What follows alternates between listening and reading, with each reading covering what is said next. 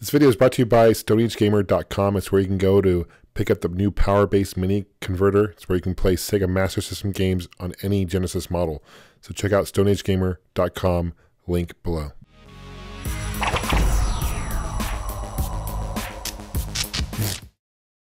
Hey guys, how you doing? My name is John with Gamester81.com. This episode, I'll be reviewing the brand new Atari Flashback 5. This just came out October 1st of 2014. Retails for $40, but it comes with 92 built-in games and a set of wireless controllers, which is pretty badass. I think it's pretty cool. And you have two 9-pin slots, so you can actually plug in normal Atari 2600 controllers if you have those. I'm not quite sure if these wireless controllers will work on the original 2600 using the wireless adapter back in the day. I haven't tested that, to be honest with you. My guess would it probably wouldn't work, but there's great selection of games. And the Atari 2600 itself is a really important system because it was really the first successful home console. It sold over 30 million systems, started in 1977, and was actually discontinued in 1992. It's one of the longest running supported systems of all time.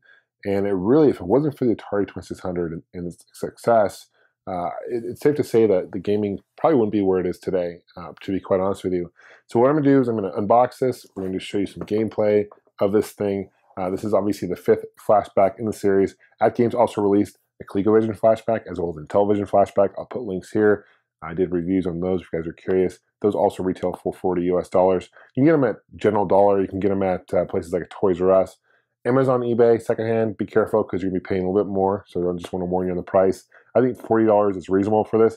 Anything more than that, I would probably second guess paying more than that. So let's unbox this, show you what it's all about. We'll go from there. Thanks for watching.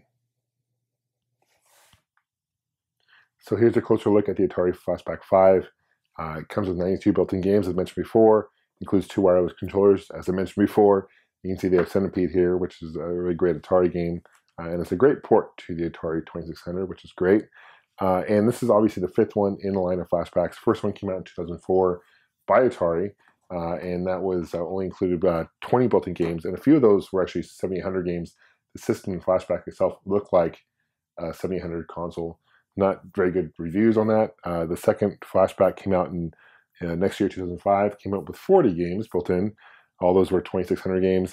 It wasn't until 2011 that AtGames took over the line, and they produced the Flashback 3, came with 60 games. You're starting to see a trend. Next one was Flashback 4, 2012, 75 games. This one comes with 92. So let's check out the back. Now, not all the games are listed. It's hard to put all 92 games, but they're all alphabetical leading up to basically S's. So some games I just want to note here that are classic. You have Asteroids, a great game for the 2600. Crystal's Castle's a great one. No E.T. for license reasons, probably considered one of the worst games anywhere on the system. But you do have games like Combat, which is classic. You have all the sports titles, which is awesome. You have Adventure, which is a really fun game as well. I mean, what I really love about these games, or the Atari 2600 itself, is the games back then were a little more simplistic, but they're challenging and they're fun. You have to look past the graphics at this point because, frankly, they're not good in today's standards. But you have to kind of look, once you look past that, they're really actually a lot of fun. Let's open this up. Here's the side real quick. I just want to show you a little diagram of, the different buttons and stuff like that. And here's some more information on the side. Okay, so let's open this up. So included, you have a manual, shows you the different, again, a diagram of different things and how to hook it up. Very easy to play. It does take the controllers, because they're wireless, obviously do take batteries. And here's just information about each game. Not necessarily how to play each game, more just a paragraph as far as the story background of each game. AC adapter, which is always important. Here are the controllers. And you know what? These controllers actually feel like classic Atari 2600 controllers. They're a little bit different because they have the infrared or whatever, the wireless, but there's the action button. Oh, I hate how they do that screw here. I hate that. I think they do that for choking hazard reasons, but that's really, really annoying. I think it takes 2 AA batteries. I'll double check on that. Here's the other controller. Here is a reset. You have your start, you have your select in the front. Only one. This must be controller 1 because only one of them has that. So this must be controller 1. Here is the system itself. You know, first off the bat, this is a pretty light system. It looks a lot heavier than it actually is. You have the 2 9-pins. You can put your controller in there. You can put a normal Atari 2600 controller in there. Not quite sure as far as the range on these controllers are. Not quite sure as far as the battery life on these controllers, to be quite honest with you.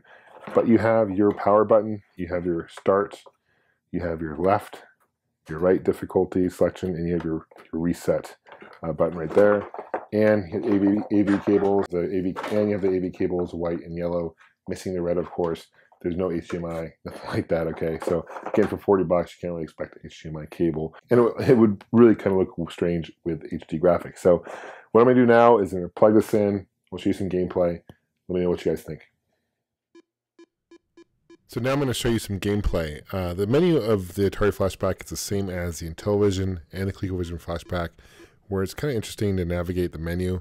You have to go to the different pages, you push left, right, up and down. It's just to go through those games on that page. It's kind of confusing, but it's not too bad. First game I'm going to show you, this is Asteroids, one of my favorite Atari games. Obviously vector graphics in the arcades, couldn't do that on the Atari 2600, but still a great port. Here's another fun classic Atari arcade port. This is Centipede. Millipede, the sequel, is also on this game. Here's another Atari port to the arcade. This is Crystal Castles, which he plays Bentley Bear. He actually appeared in one other game for Atari. I'll let you guys see what that is, for the Jaguar, actually. Also, this is another great arcade port by Taito. It's Jungle Hunt. Earlier versions of this game was known as Jungle King. Great port. And another great arcade port to the Atari 2600 is Space Invaders. Probably one of the best ports from the arcade for the Atari 2600. When this game came out in Japan, they actually ran out of yen coins in the country because so many people were actually playing in the arcade, which is crazy. This is Warlords, another great game to play with a paddle. Unfortunately, this bundle does not come with a paddle, but will play on the 9-pin controller port. So in conclusion, what do I think about the Atari Flashback 5? Well, before I tell you, I just wanted to compare the different sizes between the systems. So here's the Atari Flashback 5, and here is what normal Atari 2600 looks like. This isn't the heavy 6er. That's actually even bigger than this, and it actually has 6 switches rather than 4. But this has, as you can see, 5 different buttons. Basically, they do the same thing. Obviously, the 2600, the original one, is a lot more heavy, a lot more sturdy. It's about the third of the size of the original system, the Flashback, that is. As far as the controller goes, I like the idea of a wireless controller. I like the fact you can control start and reset and all that from here. You can't power on the system through the controller. I wouldn't really expect that for the price tag. It's not Bluetooth. I wouldn't really expect that either. But because it's not Bluetooth, you have to actually aim it right towards this sensor bar here. Otherwise, if you aim it up, to the left, to the right, down, low, too low, whatever, it will not work. So it is kind of finicky. If you cover it up, it won't work. If you block this up, it won't work. So it is kind of sensitive in that regard. You're better off, honestly, getting some regular Atari 2600 controllers and just plugging them in the front. They're a lot more reliable and, quite honestly, a little bit better than this. Not that this is bad. It just, I'd prefer a little bit more reliability as far as controls go. Overall, I think it's got a nice selection of games. I think for $40, you really can't go wrong. Let me know what you guys think of the Atari Flashback 5. If you guys want to stay in touch, you can follow me on Facebook, Twitter, Instagram, as well as my website, Gamester81.com. I'll put links below. I appreciate you guys leaving a comment. Let me know what are some of your favorite Atari 2600 games. I'd also be curious, would you guys like to see another Flashback system? So they've done the ColecoVision, they've done the Intellivision, obviously Atari. Would you like to see maybe an NES Flashback? If so, what games would you like to see? Please leave a comment below. Let me know what you guys think. We'll see you guys soon. Take care. Happy gaming.